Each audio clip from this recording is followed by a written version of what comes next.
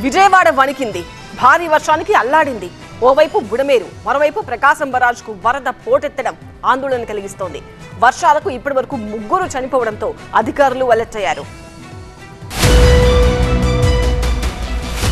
విజయవాడపై వరుణుడు విరుచుకుపడ్డాడు.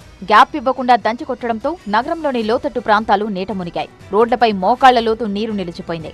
Bandar road, Eluru road, Ben circle ప్రాంతాలు చెరువులను తలపిస్తున్నాయి. భారీ వర్షానికి అజిత్ సింగ్ నగర్లోని రోడ్లు పూర్తిగా మునిగిపోయాయి. విజయవాడలో కురుస్తున్న భారీ వర్షాలకు అప్రమత్తమైన అధికారులు 39 పునరావాస కేంద్రాలను ఏర్పాటు చేశారు. లోతట్టు ప్రాంతాల ప్రజలను పెద్ద ఎత్తున తరలిస్తున్నారు. ప్రజలందరూ అప్రమత్తంగా ఉండాలని సూచించారు. మరోవైపు ఫ్లడ్ అలర్ట్ టీమ్స్ ఎల్లప్పుడూ అప్రమత్తంగా ఉండి లోతట్టు ప్రాంతాల్లో వరద నీరు చేరకుండా ముందస్తు చర్యలు తీసుకుంటున్నాయి.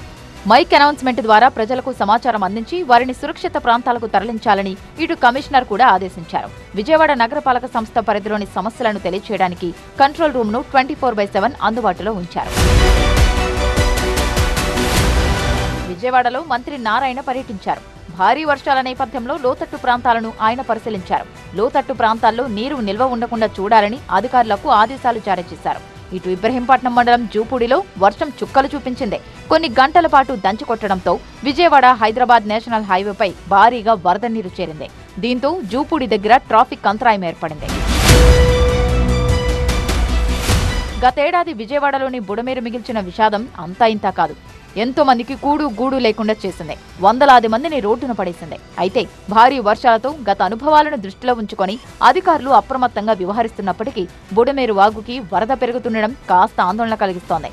గుణదల వంతెనపై నుంచి బుడమేరు ప్రవహిస్తుండడం టెన్షన్ పెడుతోంది. అయితే అధికారులు మాత్రం ఎలాంటి ఇబ్బంది లేదంటున్నారు. బుడమేరకు వరదలంటూ వచ్చే వదంతులను నమ్మొద్దంటున్నారు. ప్రస్తుతం కురుస్తున్న వర్షాలకు అక్కడక్కడ నీళ్లున్నాయే తప్ప ఎలాంటి ప్రమాదం లేదని చెబుతున్నారు.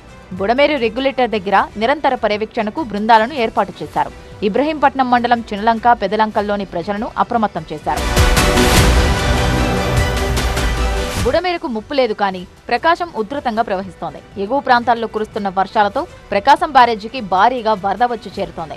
3 లక్షలకు పైగా క్యూసెక్కుల వరద నీరు వచ్చి చేరుతోంది. దీంతో బ్యారేజీలోని 70 గేట్లు ఎత్తి దిగువకు నీటిని విడుదల చేస్తున్నారు. అలాగే ముంపు ప్రాంతాల్లో ఉన్న ప్రజలు నిత్యం అలర్ట్ గా ఉండాలని హెచ్చరికలు జారీ చేశారు. భారీ వర్షాలకు ఇప్పటివరకు 3 మృతి చెందారు.